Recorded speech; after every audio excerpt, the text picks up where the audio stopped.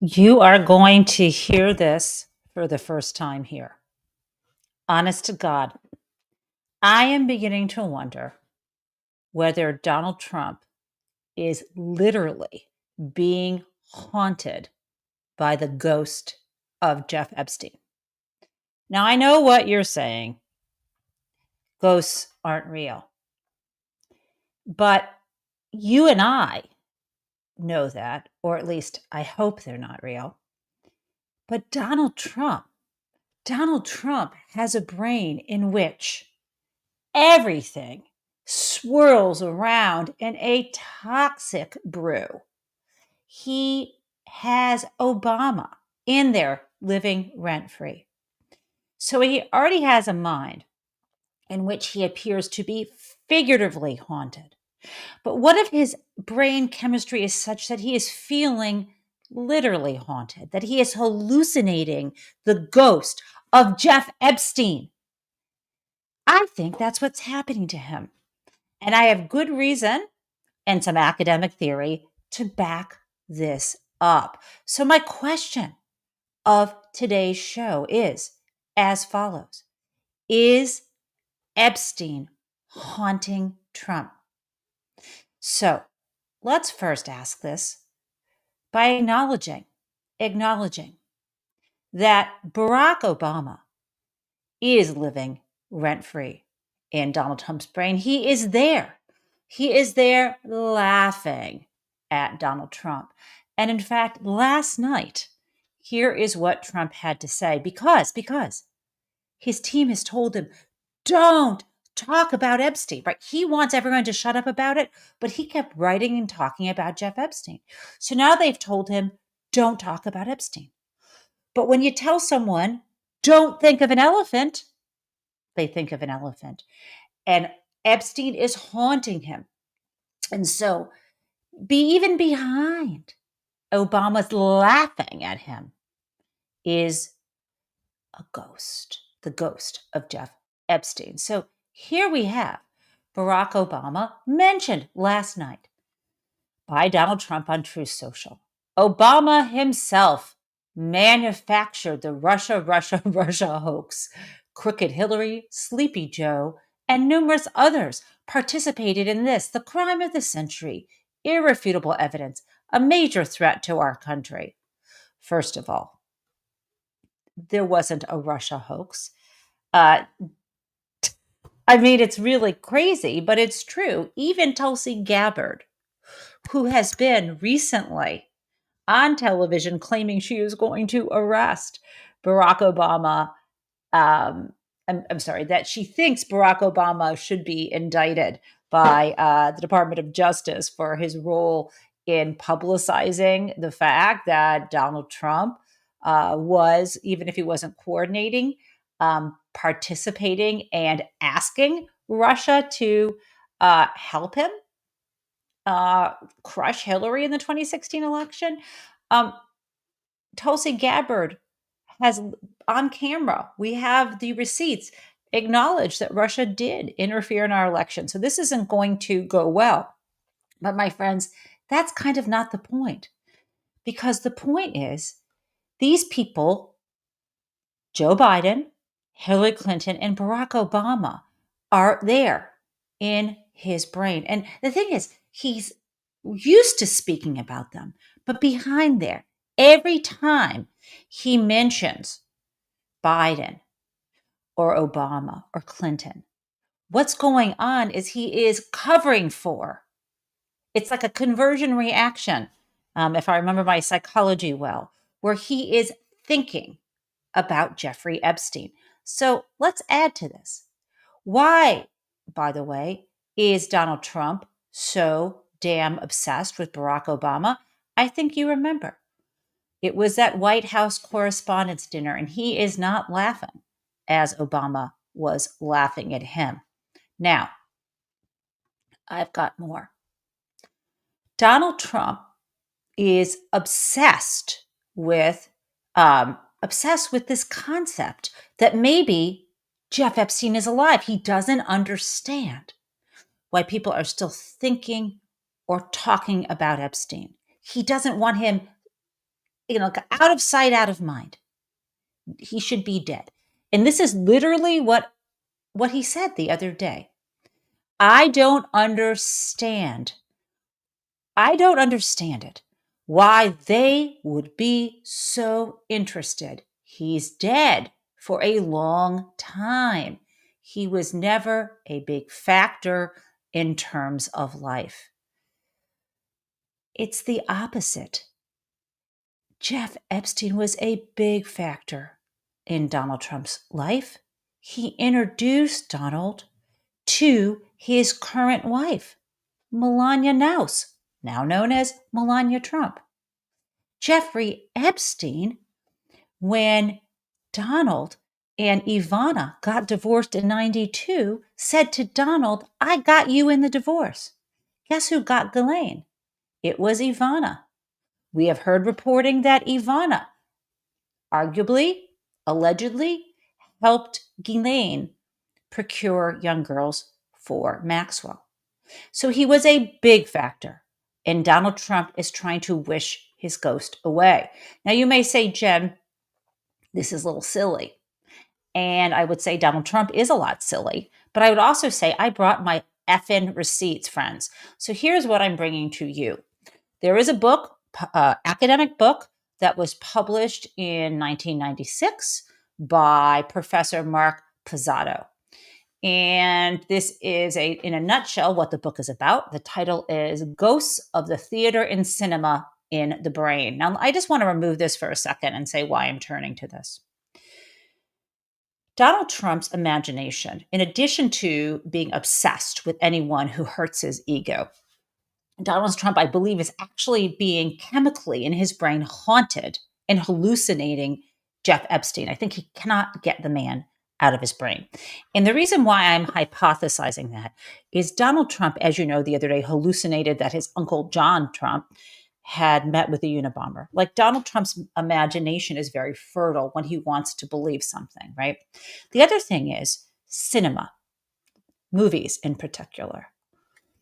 Donald Trump was obsessed with the film Alcatraz. And you remember when he said he wanted to reopen that prison on the island in California, and because sharks would eat people, he was obsessed with that. And now the concentration camp that they have established and are running and torturing people there, more on that later, he likes to call it Alligator Alcatraz. In addition, he can't stop talking about Hannibal Lecter whenever people talk about asylum for immigrants, even though he's been told over and over again that the asylum means shelter and that an insane asylum is not the same thing as asylum for refugees. He is always thinking about film, and I believe film mostly, and less so cinema. So that is why I was interested in this book. And again, it's called Ghosts of the Theater and Cinema in the Brain. So let me read you the thumbnail here. Mark Pizzato focuses on the staging of self and other as phantom characters inside the brain, in the mind's eye, as Hamlet says.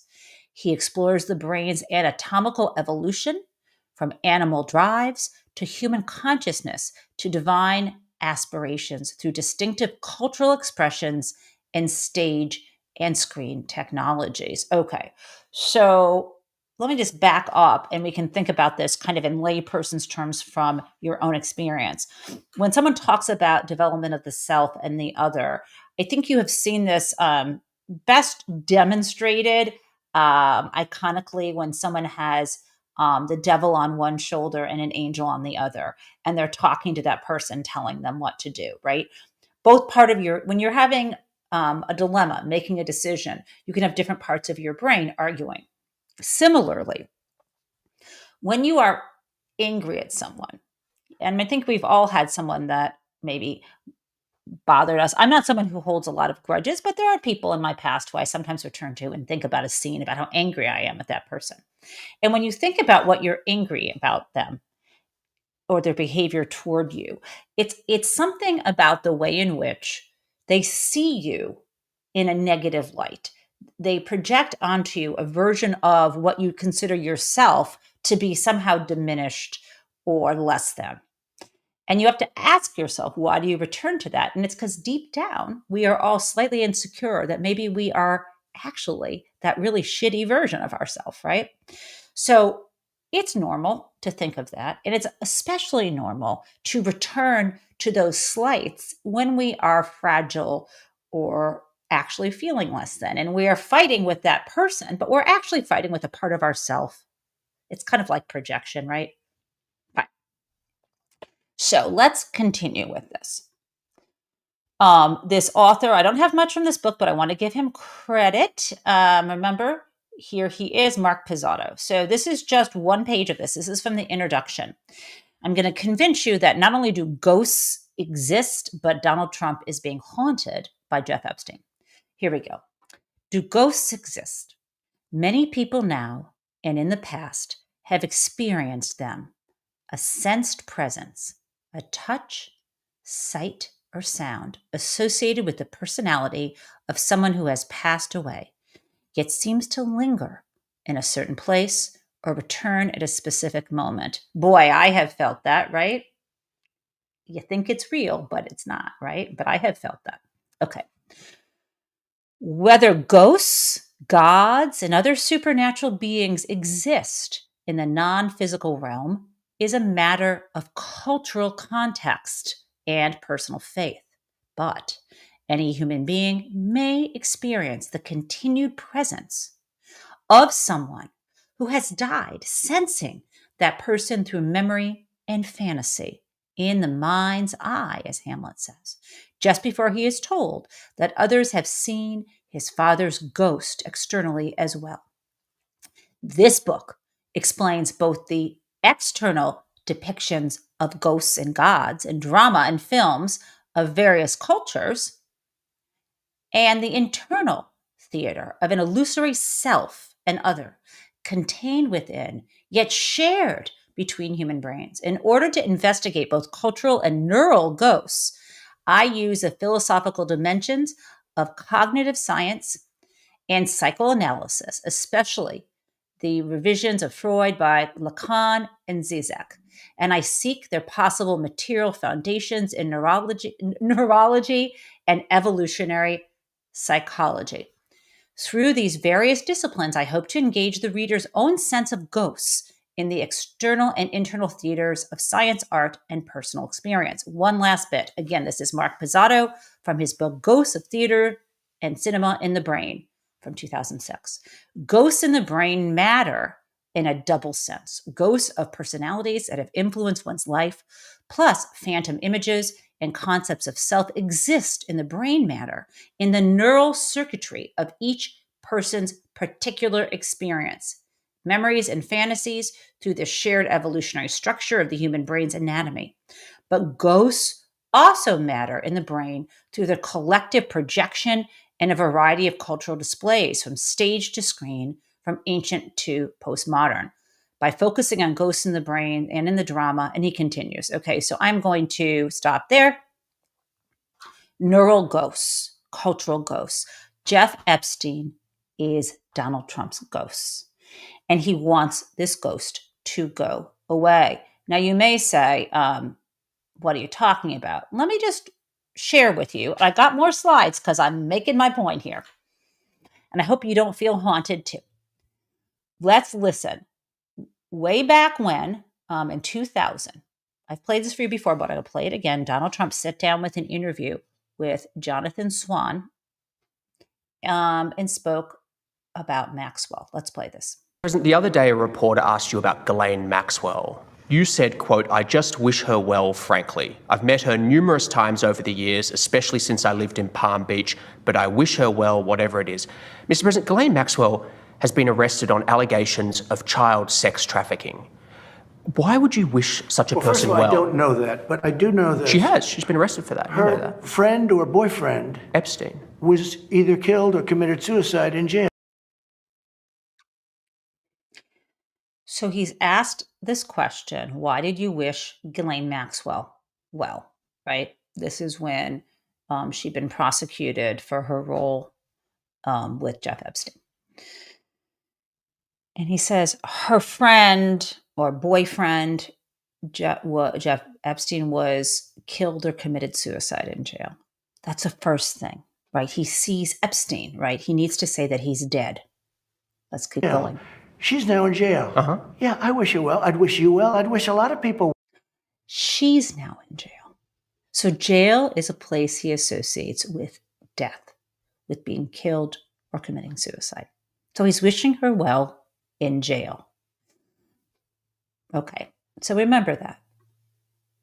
Also, the other day when this all started to blow up and the story of Jeff Epstein would not die, here's what Trump said. And Bonnie to release more documents to finally put this controversy to bed. Yeah, whatever's credible, she can release. If a document is credible, if a document's there that is credible, she can release. I think it's good. But it's just a subject.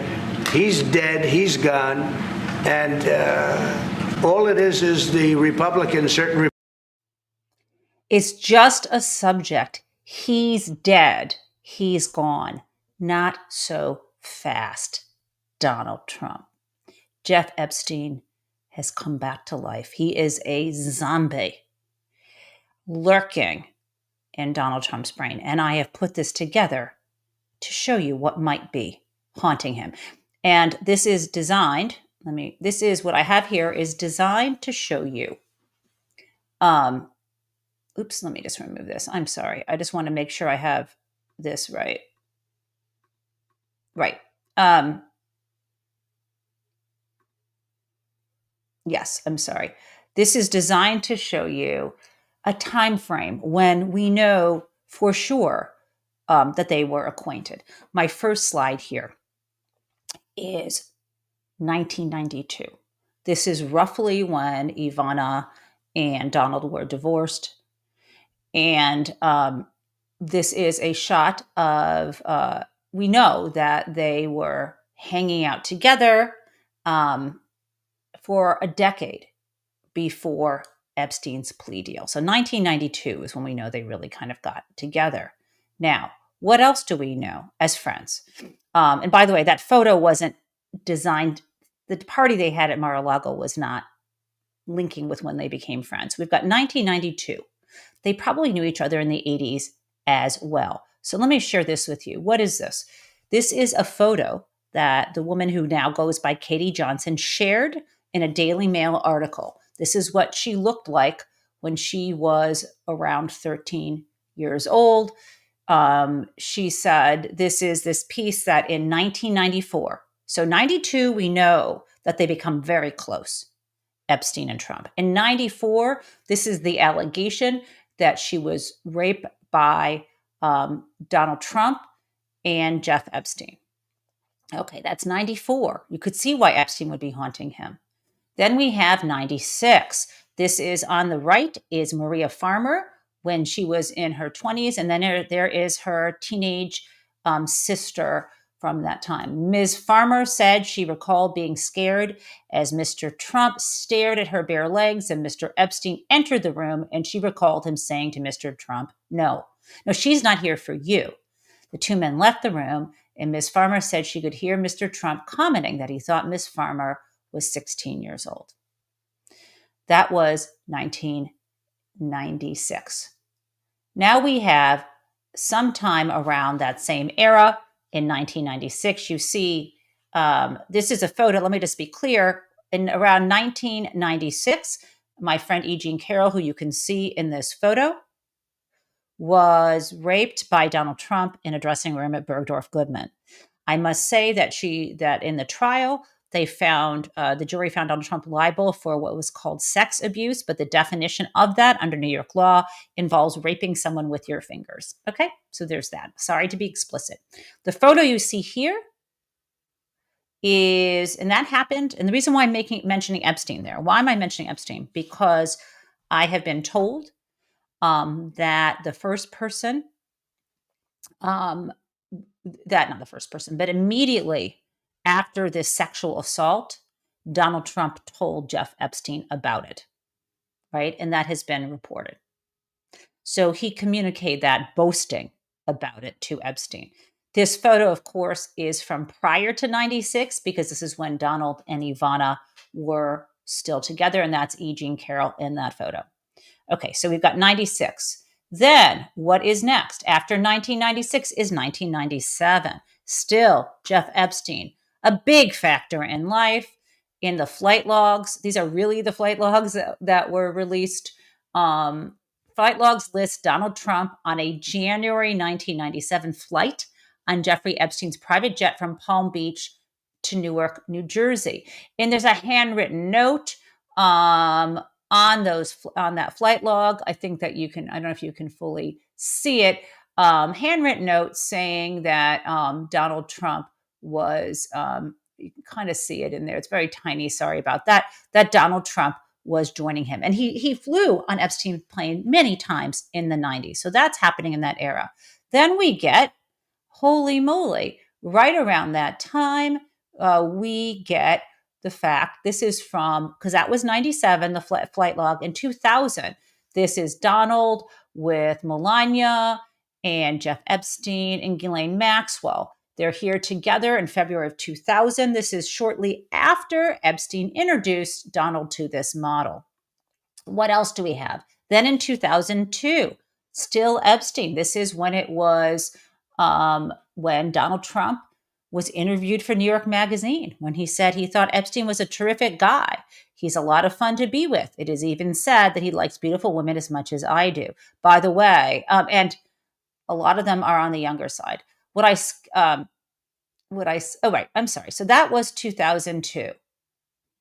The next year, Jeff still haunting Donald was in 2003 when Donald submitted this letter in which he talked about their shared wonderful secret in a really creepy way, right? That's 2003. Then a year later in 2004, Donald Trump and Jeffrey Epstein part ways because they got into a fight about this piece of real estate in Florida, in Palm Beach. Donald Trump was really pissed off. The name of this is the Maison. I don't speak French. The Maison del Amit. I don't know. The House Amite, the House of Friendship. This was it in 2006. 2 years later, it was a 6-acre oceanfront estate in Palm Beach, Florida. And Donald Trump was pissed off at Jeff Epstein. Why? Why? Because by bidding for it, it bid up the price. Donald Trump ultimately outbid Epstein, but he was really angry at him. And this was 2004. It was like a year later that someone reported Jeff Epstein. Remember, it had been 10 years since Maria Farmer tried to do it, but someone reported Epstein. The rumor is that I have heard is that Donald called in the dogs on him. And then we have in 2020, we have, of course, what I just showed you. Trump suggests Epstein might have been killed and defends well wishes for Ghislaine Maxwell. This is just a little snippet, but I firmly believe that Donald Trump cannot get Jeff Epstein out of his mind. I do think it's very hard for him. And I don't know how he is going to be able to resist this impulse. But what we do know, what I can say that we know is, yes, I think Jeff Epstein is haunting Trump. And I think it's very painful for him not to talk about it. And that is why, if you've been over on Twitter, Elon Musk has changed the algorithm so you cannot really, so that even though Epstein would be trending, he's stopping any Epstein topics from trending. They don't appear.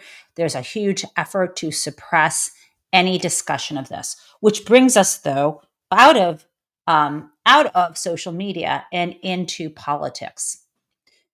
There's some good news and some bad news. Not only is Jeff Epstein haunting Donald Trump, but he is haunting the conscience of some Republicans. And I should say enough Republicans that there actually are enough votes in the House of Representatives that would support the bipartisan initiative, at least it's Tom Massey, some other Republicans, and then Ro Khanna, the Democrat. There is a vote, and it would be even an advisory vote where Congress would say, release the full Epstein files, right? There is support for that, but not from the Republican leadership. So we have a problem where Mike Johnson is holding up everything in Congress. Not so bad because it's Trump's agenda, but Mike Johnson, because he depends upon Donald Trump for his position as Speaker of the House. Mike Johnson, who claims he's a religious man, is not going to let the House vote on a resolution to release the full Epstein files. And this gets a little in the weeds, but the bottom line is before anything can be voted on in the House of Representatives, it first has to go to what's called their Rules Committee. And it has to be approved by the Rules Committee. So probably what you know is because the Republicans have the majority in the House, the Rules Committee has a majority of Republicans. And the Rules Committee, who's been pushing back against this, and there was another initiative, I think last week, hates having to take the heat.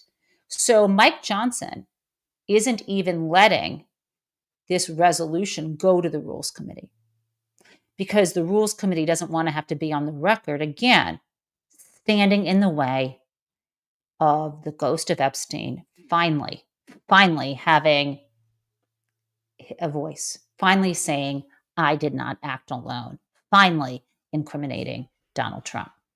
So that is where we are. And what Mike Johnson has said is something to the effect of, let's give Donald Trump some breathing room. So I think he's going to be sending home Congress for a long summer break, and they won't get to vote on this. Okay. I want to share with you Mike Johnson saying this comment, about breathing room. I'm sorry. I want to share something else with you because I really did. I want to, sorry about this. I want to tell you that the numbers are huge. CBS and YouGov performed a poll, and I think it went through like July 18th. And at that point, 89% of Americans wanted the Epstein files to be released, the full files. That is huge. This is why Donald Trump is trying to get us not to talk about Jeff Epstein. Now, for me, as I have made clear, for me, this is about the victims, and it is about a system where we actually have people saying, well, let's just move on. One woman is in prison. Thousands of young women who were girls or young women at the time are haunted by Epstein. There are other perpetrators besides him. There were, billions of dollars of payments going in and out of Epstein's account. I don't believe for a minute we should let this go. That is, as you know, how I feel about that. Now, I do want to get to you. I do want to now turn to the chat. I'm sorry, guys, and ask you folks in the chat, what questions do you all have? What questions do you have about what is going on right now with Jeff Epstein? I want to hear from you guys. Okay. I'm also trying to find the breathing room quote. Sorry, guys. I'm not going to be so sad. I'm not finding it right now. Okay. What questions do I have? Guys, any questions from you? Everyone's just saying it's awful. Victims may not want to continue with it. Well, guess what? They do. Some victims absolutely do. And that is why they are speaking out. None of the victims' names would be revealed. And I know I understand that when you see this in the news, you can become re-victimized. But as a victim myself, a victim, survivor of sexual assault, I got to tell you, others should not make that decision for the victims. For example, Maria Farmer had sued years ago, I believe either Ghislaine or Maxwell, but she is now part of a lawsuit this May with others to sue the government for not protecting her. So also, my dear friend Cheryl Hanna, the late Cheryl Hanna, wrote a book. She was an expert on domestic violence. And one thing she wrote a controversial law journal article suggesting that prosecutors should continue to prosecute a case even when a victim of domestic violence recants. And she talked about the reasons for that. So there are controversial and varying views about what would be good for the victims. But to me, those victims, those accusers who want to talk should speak. And there are plenty of people in this country who believe that their children have the prospect of being future victims if we never hold perpetrators accountable. So the role of prosecutors is to represent, you'll say, the people of the state of New York versus so-and-so, or the United States versus so-and-so. It's to represent the people. Victims have a say, but it's also to hold people accountable and prevent future abuse. Okay, I got a question. If DJT, let's look at this. If Donald Trump is such a great, upstanding guy, why can't the files just be released so that the public can see that he's done nothing wrong? Simple solution. Well, answer to Vanessa is he's trying to figure out a way to do that. First, he said, I'll give the grand jury transcripts, which is not the files. Now he has people flagging any mention of him. So what I think they're going to do is possibly release, well, it's complicated because if they release, they would love to redact the mention, any identifiable information about Donald Trump or any other person who could have power, right? That Donald Trump doesn't want to expose. So arguably, he could just try to redact all of that. But I think that the problem, though, is if he releases heavily redacted files, or they can't say it's everything. Let me just put it this way. If they release something and don't say they've taken parts out, pages or redactions, you can see black redactions. But if they submit things and they leave things out, we already know they're leakers at the FBI. And someone will say they've left this out, X, Y, or Z, and that will blow it up more. Plus, Donald Trump is doing everything to draw people's attention away from this topic, right? They just released some MLK files. They've released some JFK files. Where are the Epstein files? And we need to really keep the attention on this more than anything now. Yes, and the crimes were also financial. Lisa Marie is saying, I really hope that there are more leaks. Well, speaking of more leaks, you know how Allison Gill had sources from inside FBI analysts leaking to her. She's now reaching out to people at the Treasury Department to see whether they will also give her information. I'm not encouraging people to break the law. I'm just telling you what Allison is saying. If there's anyone who had access in Treasury, she's looking for them. About Treasury, who has analyzed these bank accounts and has information. So I now, my friends, what else do we have? Question-wise, Donna says, is there an international legal body that can intervene? Interesting question. The banks did sue the victims did sue the banks, Kissy Cat. And the banks have paid settlements. Is there an international body that can intervene? So when I think about this, Donna, I think about there is the British Crown and the way they intervened when Donald Trump, the way they intervened when Prince Andrew was accused of raping Virginia Giuffre. when she was a teenager. And we've seen those photos of them together. Remember, Joffrey was recruited from Mar-a-Lago by Ghislaine to go work for Epstein. Anyway, when that happened, they did a lot of denial. They ultimately stripped away his royalty title, and there was some big settlement paid to Virginia Joffrey.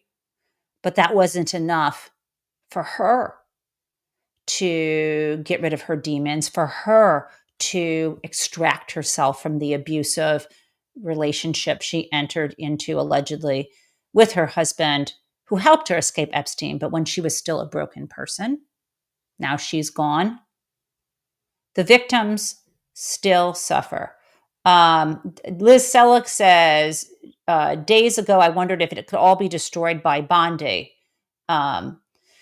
It's hard. Destroying documents is a federal crime. And I think that making these things go away when there are other copies. We're talking about people reviewing documents that have been scanned into computers.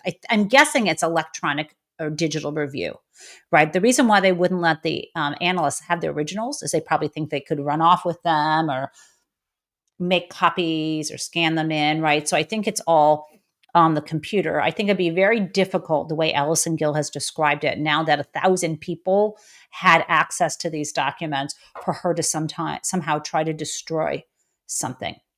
And again, that is flat out obstruction of justice. Of course, Donald Trump would pardon her on his way out of office. So I don't think she's particularly concerned about violating the law.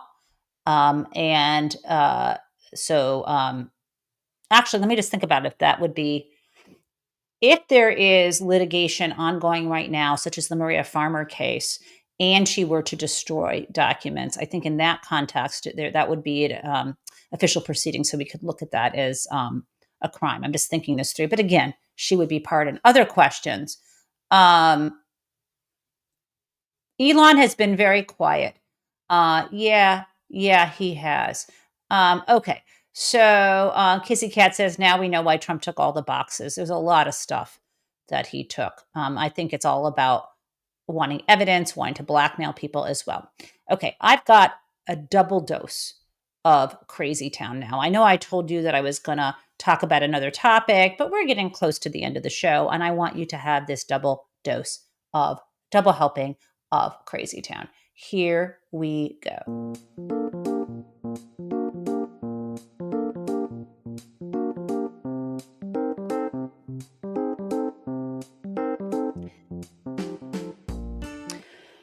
So the first is this. For some reason, right-wing Republicans and some, how would I describe them? And some craven Democrats are trying to throw trans and non-binary people under the bus and are so obsessed with everybody's genitals that what they do ends up completely undermining anything they say. So I'm going to share this with you, but this is, there were some women in the women's room, and one of them apparently looked butch, looked masculine.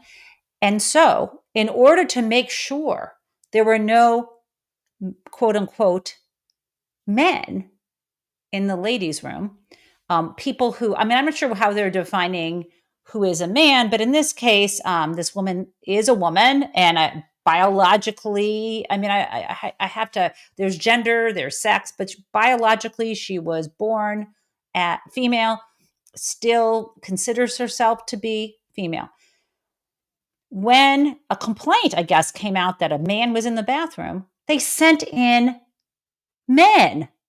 They sent in the police. So I'm going to tell you, if I'm in a bathroom and the male police officers came in, I'm feeling really unsafe.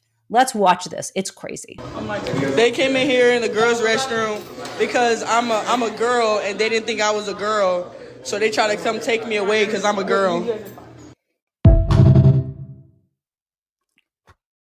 That's how it works. Just like how people thought, I want all the illegals to go away. And they thought that if there was a mass deportation, I'm talking about Trump supporters. If there were a mass deportation campaign, they just assumed it would only be the violent rapists, well, other than Donald Trump, and other violent criminals and drug dealers and gangbangers, and that they would be taken out of U.S. prisons and just sent away. Or if they were on the streets, they would get, indicted. And if they were indicted and convicted of a crime, they would be sent away. That's what deportation would mean. Now people are finding out, oh no, deportation means going after the people who won't resist. Deportation means going after business owners who've lived here 20 years.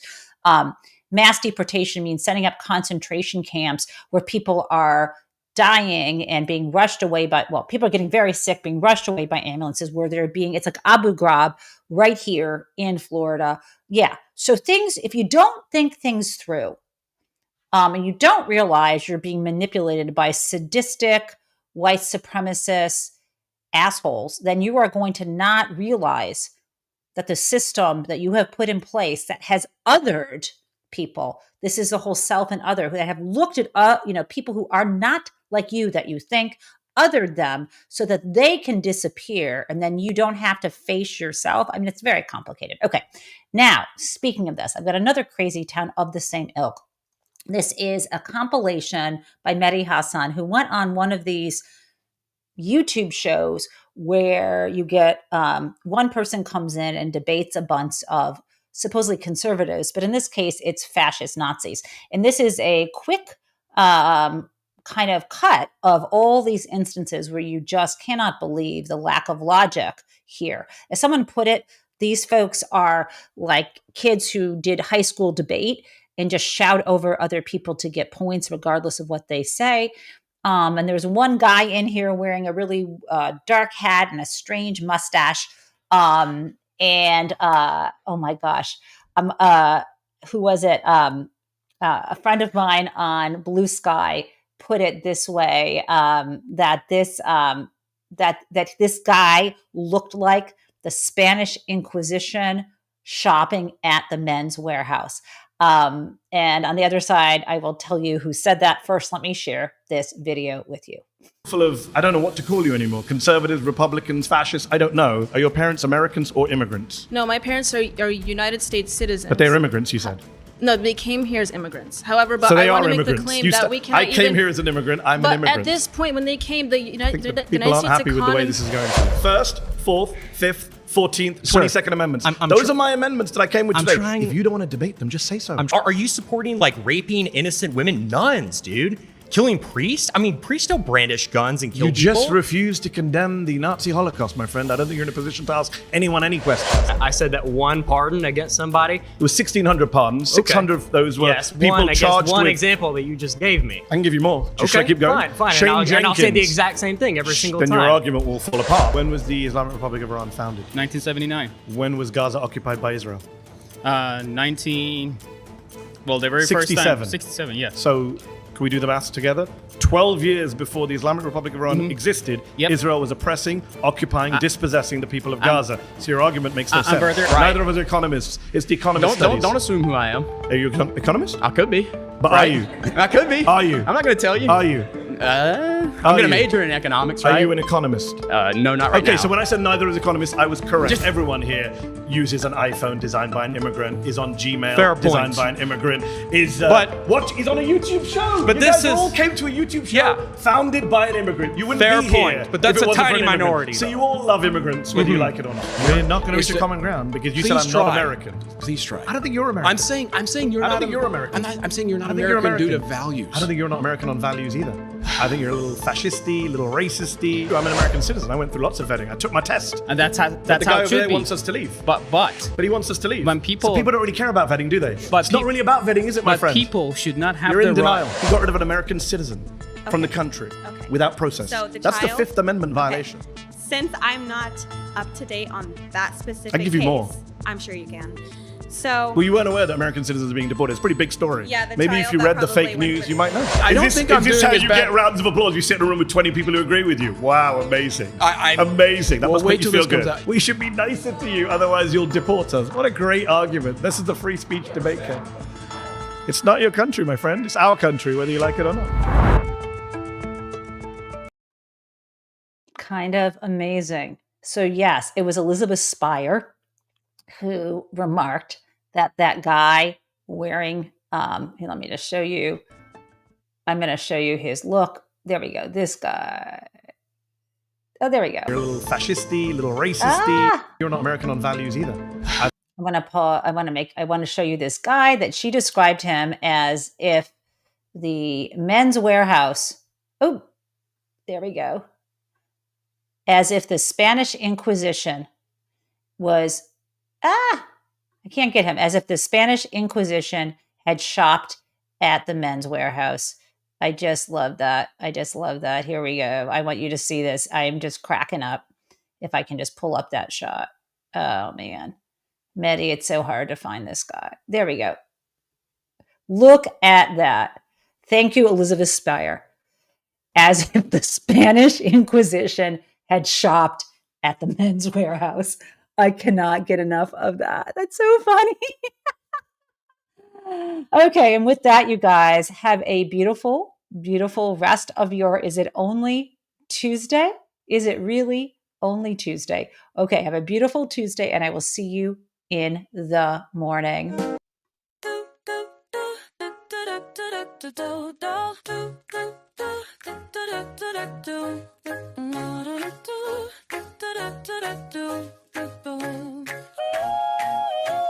Hello, prison mates. It's the Gen Taub Show. Well, welcome everyone. Let's learn about what is happening in politics yesterday and today. There was hope, and we are together in this democracy we work for.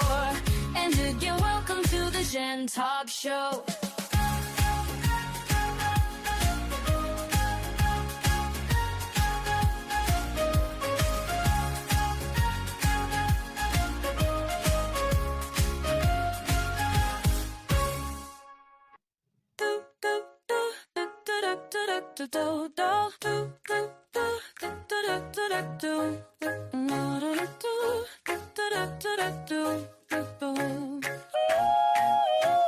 Hello, prison mates. It's the Gen Taub Show. Well, welcome everyone. Let's learn about what is happening in politics yesterday and today. There was hope, and we are together in this democracy we work for.